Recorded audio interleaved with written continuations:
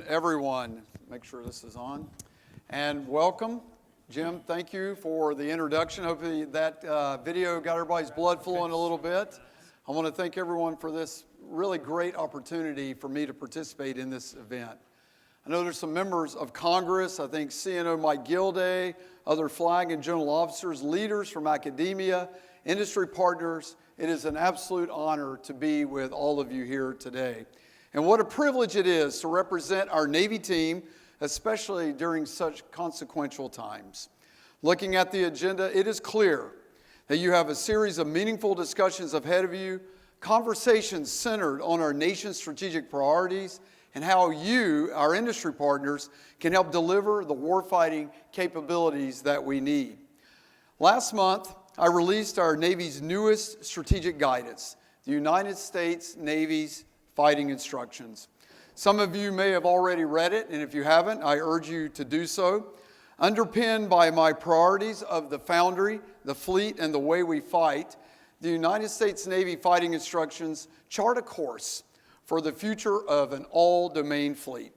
This afternoon, I'd like to give you a clear understanding of that vision, not as a theory, but as a vector, a clear set of objectives that you and your organizations can act on and scale. But before I begin, let me share with you the story of the United States Navy team in action.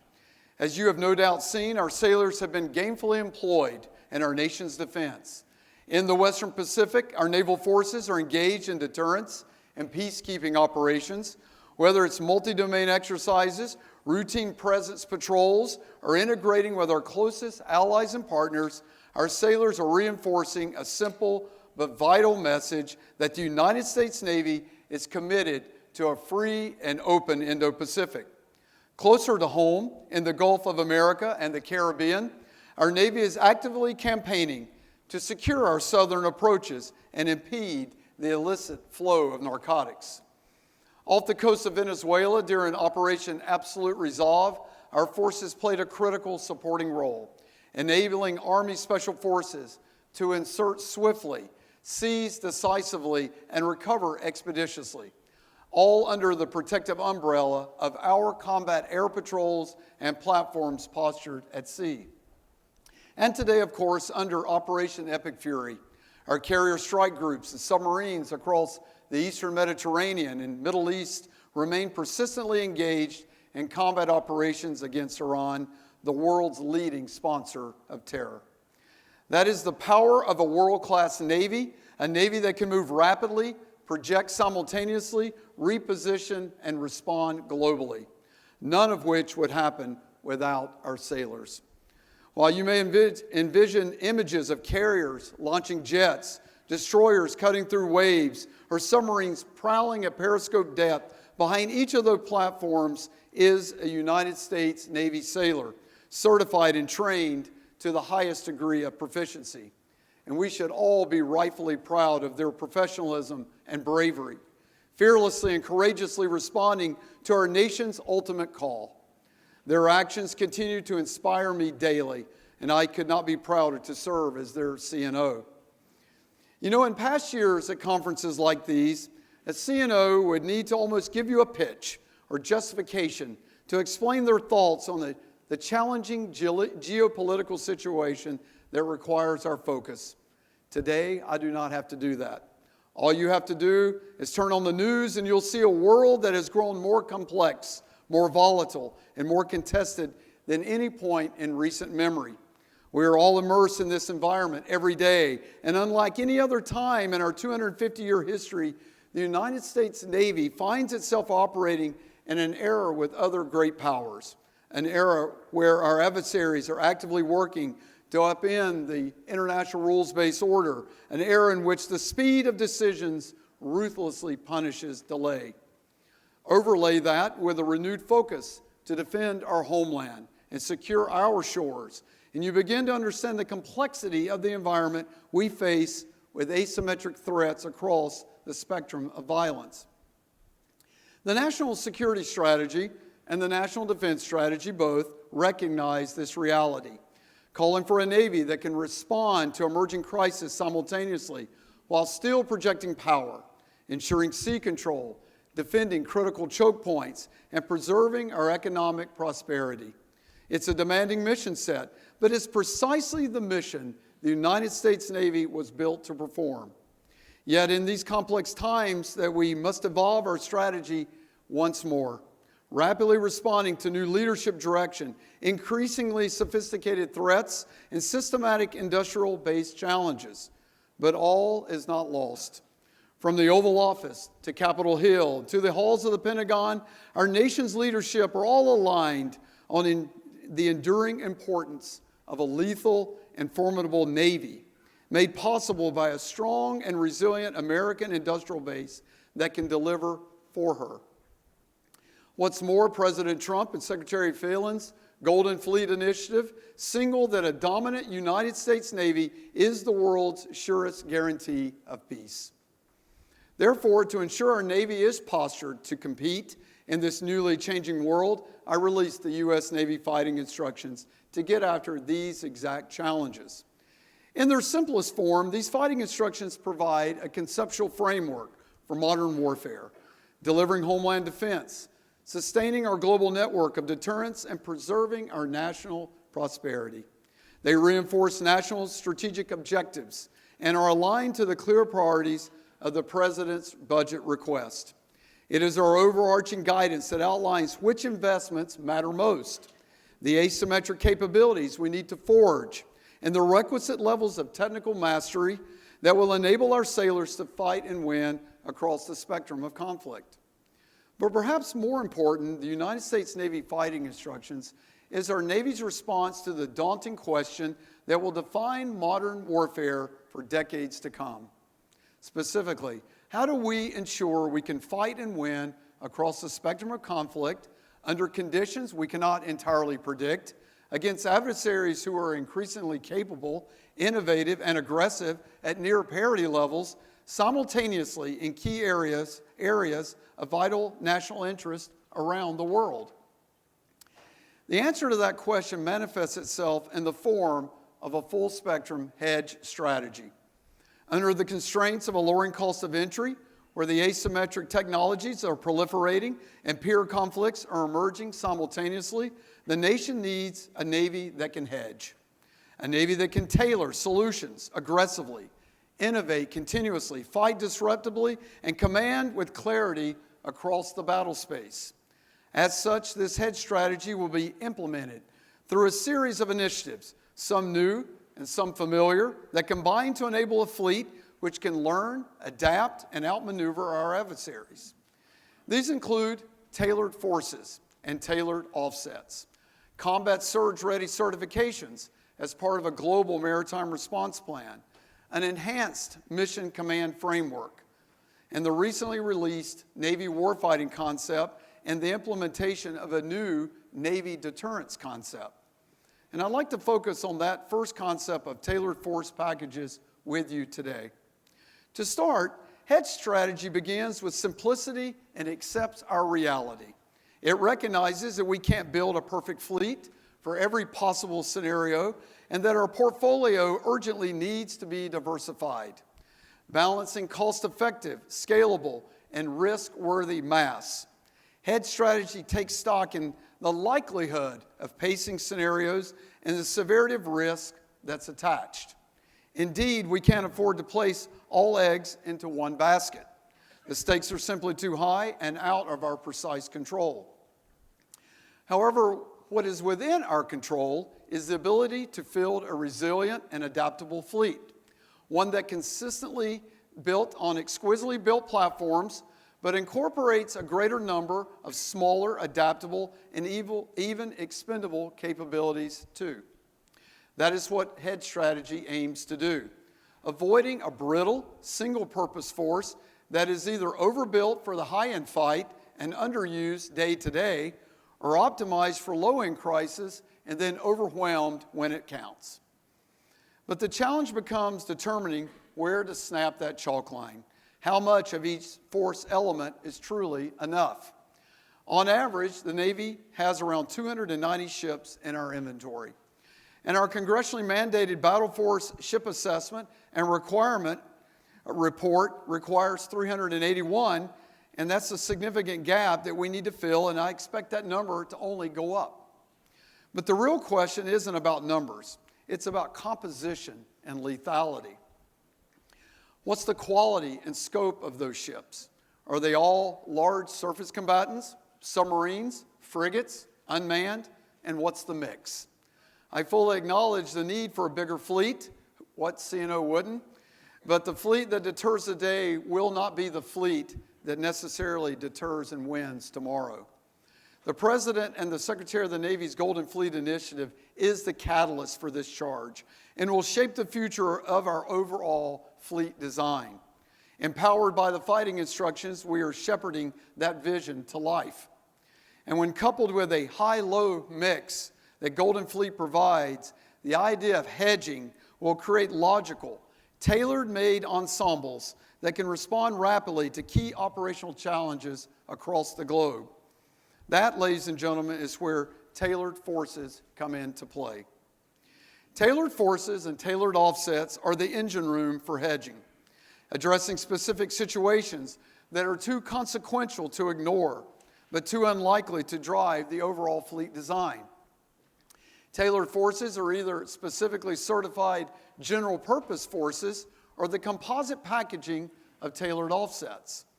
They combine general purpose units from the main battle force for deployment and command and control and are certified to operate within specific regions with specific mission capabilities. On the other hand, tailored offsets are systems and platforms that are easiest to adapt and combine. Their capabilities like attritable and easily replenishable USVs, MUSVs designed for scouting, screening, and striking, UUVs for water space denial, survey, and mine warfare, low-cost, high-volume interceptors for counter-drone defense, and even AI-enabled capabilities can be a tailored offset for decision-making and battle management. Together, these tailored capabilities will amplify and complement the main battle force. They will increase scale, increase adaptability, and increase our lethality, all while doing so in a cost-effective way. But implementing this approach requires a paradigm shift in how we think. Historically speaking, as you all know, we're a fairly parochial organization. And while we pride ourselves on our flexibility, we are too often reluctant to embrace change holistically, hampered by our overly stubborn grip on tradition. Occasionally we manage to get the rudder over, but once it gets over, it wants to stay there for a long time. For decades, we've become so entrenched in our fourth generation cycle, pumping out large and exquisite strike groups, that we've ended up with an all-or-nothing approach to naval force delivery. It's served us well for a time, but we need to adapt now before we get left behind. Because today's environment demands that we change, and my job is to ruthlessly optimize our Navy for the actual problems we may face. Recent events have shown that the Carrier Strike Group, though it remains one of our Navy's greatest assets, wasn't designed to be our nation's silver bullet or to answer every single tactical problem. Consider Venezuela. When the Ford Strike Group left for the Mediterranean, where was the other strike group to take her place? Imagine the flexibility we could do if instead of a strike group replacing her, we had provided Southcom commander with other maritime options, like one of my new frigates, paired with containerized unmanned options. Our forces would still be present, we would still have capability on station, and our 4th Fleet commander would still have exquisite domain awareness, maritime interdiction capability, and lethal kinetic options as well. So the idea of tailored force packages with tailored certifications isn't meant to replace our general purpose fleet, but to provide our decision makers with greater degrees of freedom while allowing our Navy to punch higher than the sum of its current weight class. That is the promise of tailored force design, and we've already seen its effectiveness in other areas of operations. In early March, during our current conflict with Iran, the Joint Force required an asset capable of transiting quickly to the Middle East. What did we do? We took an Indo-Pacific submarine, ran it through a tailored training curriculum, a tailored certification process designed for her new tasking and new region, and rapidly flowed her west. Within days, she was operating in the Indian Ocean at the right place, at the right time, with the right capabilities, ultimately sinking an Iranian warship with a torpedo and then following on with Tomahawk launch as well. Our decision makers asked, and we gave them options: more speed, more agility, and greater lethality. That is where our Navy is going. And make no mistake, industry is at the heart of this equation. So my ask of you today is simple. I want you to ruthlessly challenge the status quo. Challenge our paradigms and underlying set of assumptions that have grown stale and out of date. Funding alone doesn't solve culture. It requires a willingness to embrace collaborative partnerships. Partnerships where collaboration drives competition and where competition spurs innovation. When it's all said and done, we either win as an effective warfighting ecosystem or we do not win at all. To our primes and traditional vendors, our Navy remains grateful for your service. To our non-traditional vendors and new marketplace entrants, our Navy is open for business. We need to act with urgency to diversify our portfolio. Advanced manufacturers, tech startups, organizations that embrace new additive and subtractive manufacturing processes, AI-enabled logistics, more robotics and autonomous innovators, and commercial disruptors who have never built a single component for our Navy but know how to solve hard problems. Because when it comes to difficult problems, I can assure you that we have plenty.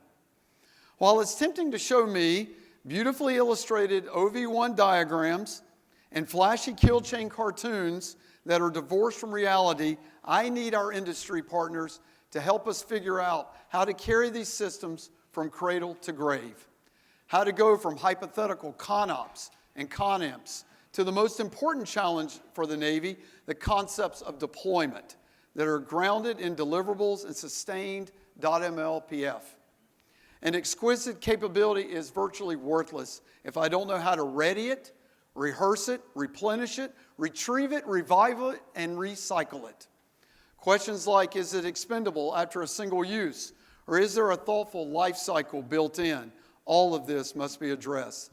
That's where my Fleet Introduction Operating System comes into play, or FIOS.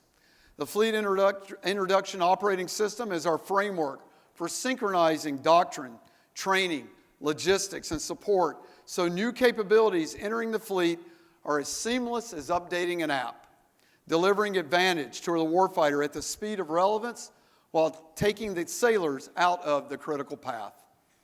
Let's take containerization, for example. You would think we'd nailed this by now, but it's just one of the many areas where the opportunities for innovation are limitless. There should be no reason why I can't place a modular container on the back of our ships and carry an array of capabilities to any region in the world. Now that sounds simple, but there must be real engineering behind it. Do the doors drop down? Do they fold up? What's it made of? What's the volume? What goes inside? What's the interface? Is it standardized with the combat and communication systems? Permission granted for all of us to get clever with some of these ideas. Missiles and USVs aren't the only things that can fit inside of these. From towed array sensors to drone swarms to electronic attack systems to high-powered lasers, I want to containerize everything. That's why I've kicked off a containerized capability campaign plan to get after this challenge at scale. Simply said, tailor capabilities give our combatant commanders something they value above all else: options. Options to confuse and confound the enemy. Options to obfuscate the battle space. Options to provide simultaneous dilemmas. And importantly, options for our Navy to dominate the fight. The past few weeks, I've found myself reflecting more than usual on leaders that have served before me. Leaders who, in their own times of consequence, carried the weight of this office during their own moments of uncertainty.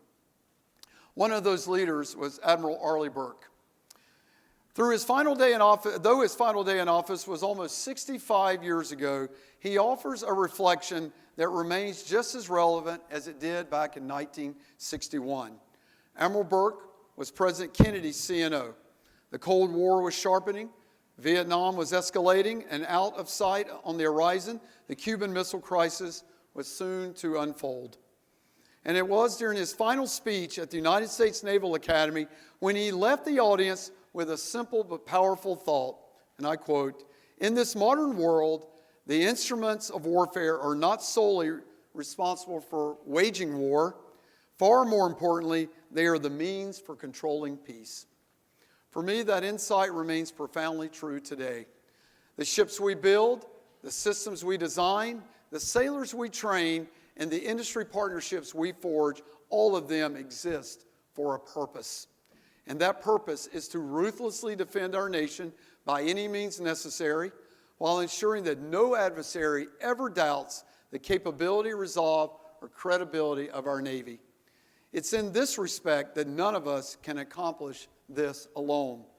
From our joint and combined force across the globe to our industry partners at home, every one of us has a critical part to play.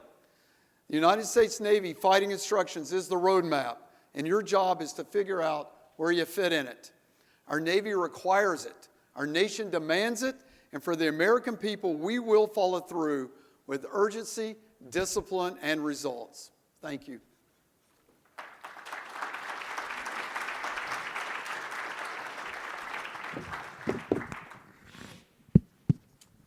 Hey, sir, it's an honor to be in your company again. I know we served a period ago on the joint staff, and was just tickled pink that we get a chance to be in this space together. So thanks for what you're doing for our country. Thank you so much. What a great presentation. You talked about your enhanced mission framework. You talked about head strategy, which we'll get to. You also mentioned this Navy warfighting concept. I'm looking at the deployment of battle groups basically aimed at or tailored for specific threats to maximize the Navy's overall combat power through, I believe, a high-low mix of aircraft carriers, surface combatants, submarines, and unmanned. Could you give us some examples of what that high-low mix might look like as you're presenting forces with this new concept to the combat commands? Yeah, well, thank you for that. We have a force-generation process that's really, really good. And it runs, by its theory, on a 36-month conveyor belt and for a 7-month deployment. Now, we shoot a little higher than that because modernizations have overrun in the last, recent 5 to 10 years. And so we're deploying about at the 42-month point in that. And certainly our deployment lengths are not 7 months. They're usually 8, 9, 10, and maybe for forward, even 11, which is, very stressful on that force. But what that certification process does, Tuck, is incredible. It certifies a strike group in particular for major combat operations. And a strike group, and there can be air strike groups and expeditionary strike groups, but at the end of the day, it's capital ships that are supported by some number of our destroyers, cruisers, as a force package. And we flow those into theaters for combatant commanders to use as they see fit. Now, normally they don't survive the light of day when they cross into that theater. They're immediately dispersed. You see the Integrated Air and Missile Defense Coordinator hang out with the carrier's defense, but the destroyer composition can be doing anything across that theater. And so these combatant commanders have tons of problems they need to solve. And we have tons of problems globally to solve. And so with a Navy that's not going to substantially change in any near-time future, and when I say that in the next even probably 20 years, not in any kind of substantial way, then I think as the CNO, I have a responsibility to build out force capabilities that solve the key operational problems globally that combatant commanders need to be solved.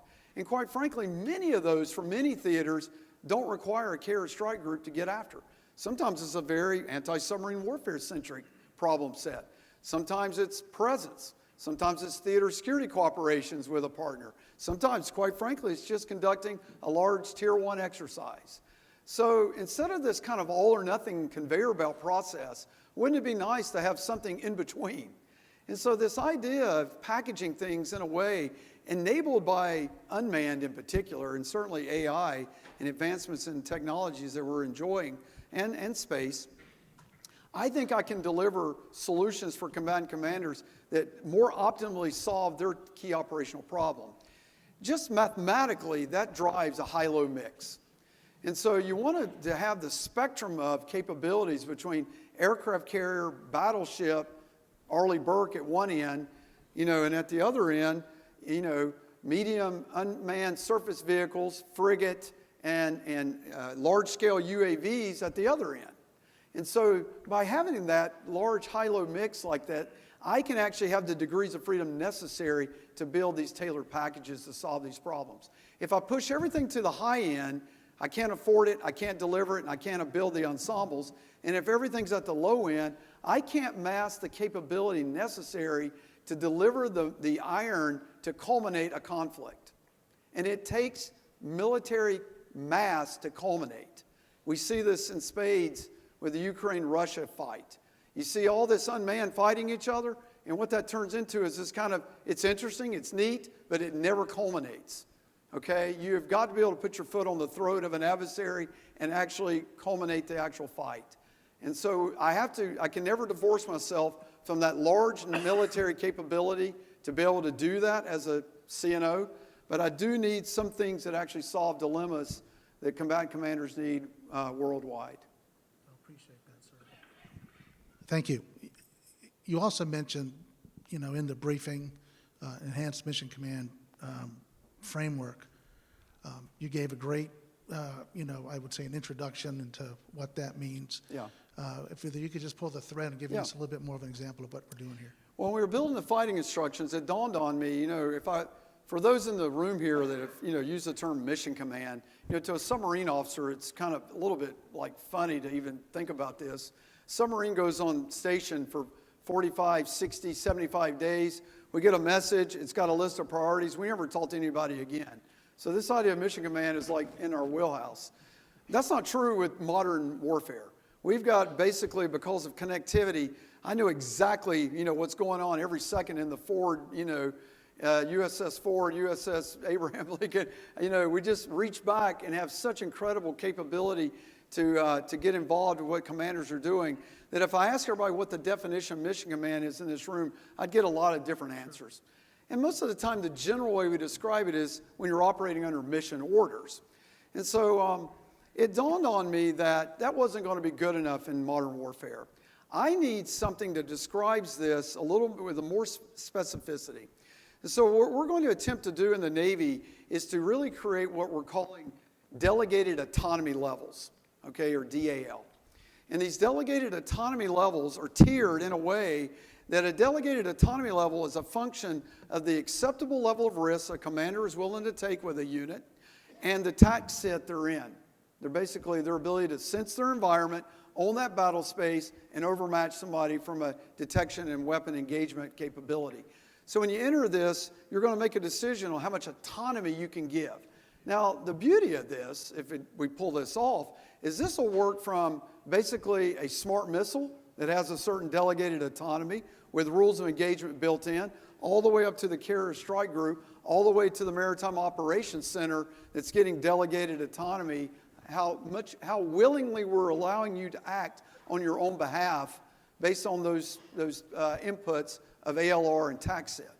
So we're trying to actually, for the first time, define mission command in a way that it can be put into an order and actually delegated so that a commander truly knows, or a weapon, knows what it can go do without reach back.